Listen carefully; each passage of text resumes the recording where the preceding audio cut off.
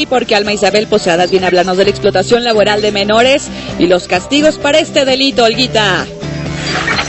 ¿Qué le parece este tema? Nosotros que vamos en pro de la familia y hay familias que ponen a trabajar a sus niños, eso es un error tremendo porque los niños tendrán su tiempo, pero también hay trabajos que sí pueden hacer los niños de manera familiar.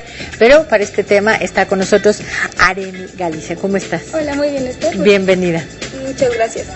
Licenciada, pues estamos muy preocupadas por esto, pues lo que sucede actualmente en nuestro país, la sobreexplotación, no digo explotación, sobreexplotación laboral infantil principalmente. Me topaya yo con estadísticas que la gran mayoría de los niños, un 25% hay de explotación en las grandes ciudades, pero es aún mayor en las comunidades rurales, que se va hasta el 65%, donde hay niños que trabajan más de 48 horas a la semana y ganan menos de 2 salarios mínimos, independientemente de las condiciones en las que se trabaja, ¿no? ¿Qué pasa? ¿Qué sucede? ¿Por qué no se denuncia? ¿Hay ley que lo proteja? ¿No la hay? ¿Sí se le castiga a la persona que induce esto? ¿Qué pasa? Pues en México sí hay protección, tanto nacional como internacionalmente. De hecho, tenemos en la Ley Federal del Trabajo, que se aplica en todo el país, en su artículo 23, se prohíbe a los menores el trabajo. Menores de 14 años se prohíbe el trabajo.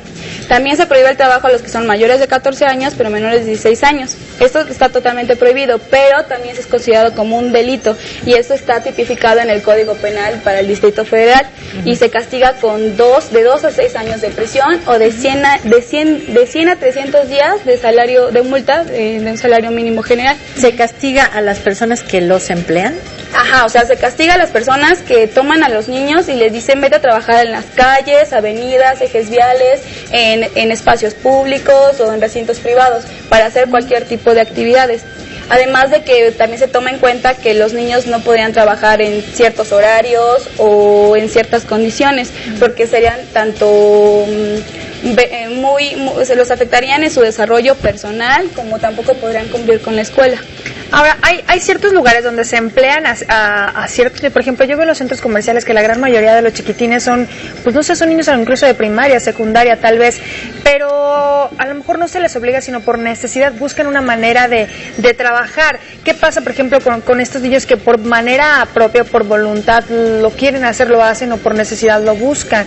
La explotación es cuando te obligan, o independientemente si te obligan o no, si te emplean, ¿incurres en un delito o qué pasa? No, primero los niños no podrían trabajar menores de 14 años, y los que son mayores de 14 a 16 sí podrían, pero mediante un permiso de los papás. Ahora bien, exacto. Entonces, pero cuando se toma en consideración que es explotación, es cuando los niños sean obligados y lo que obtienen esos recursos se le tiene que entregar a la persona quien los está obligando. O sea, que los niños no tienen ningún beneficio.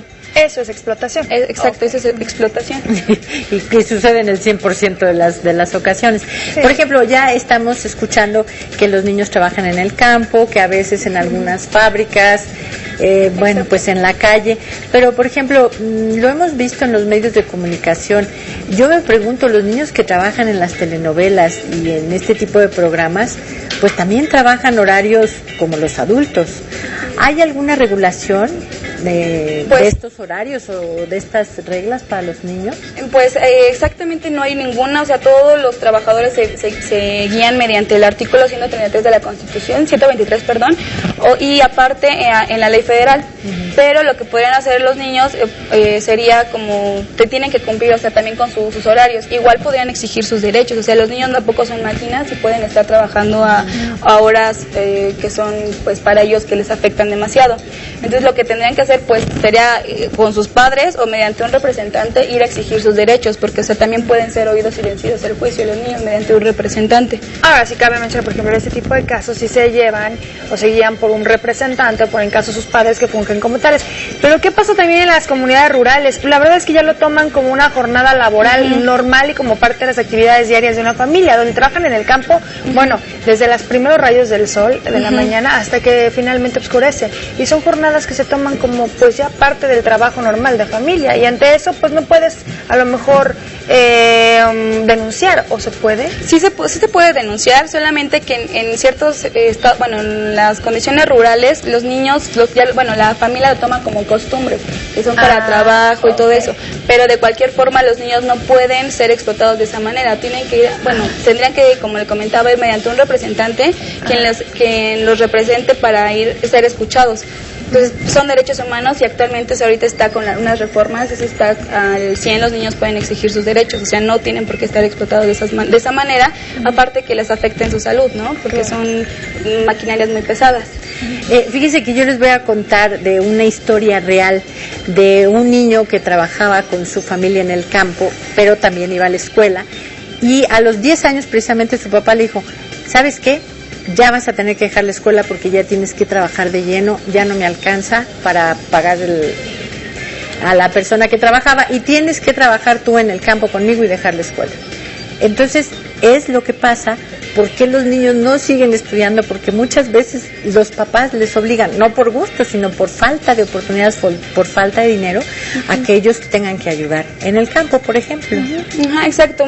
Los padres pierden conciencia y prefieren obtener recursos inmediatos a mandarlos a la escuela y los niños se superen personalmente y así en un futuro puedan obtener mayores recursos, como que piensan en el momento y no piensan en un futuro, ¿no? Bueno, eso sí, en la cuestión del campo, y como tú dijiste, bueno, ya forma parte de una costumbre, a lo mejor ya no se ve tan fuerte como lo vemos en las grandes ciudades. Ahora, aquí en la Ciudad de México, que bueno, finalmente es una gran ciudad, donde se presta para muchas cosas, se presta mucho para la explotación laboral y también la explotación sexual como parte de un ejercicio laboral, ¿no? Por así decirlo.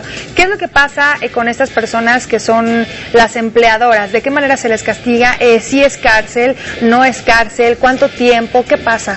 Bueno, ahora, como les comentaba, son de 2 a 6 años de prisión y 100 a 300 días multa, pero también se aumenta en una mitad de estas penas cuando se realiza con violencia a 2 o más niños o estas personas la realizan 3 o más personas a un pequeño, o sea, son 3 personas y a un pequeño lo ponen a trabajar.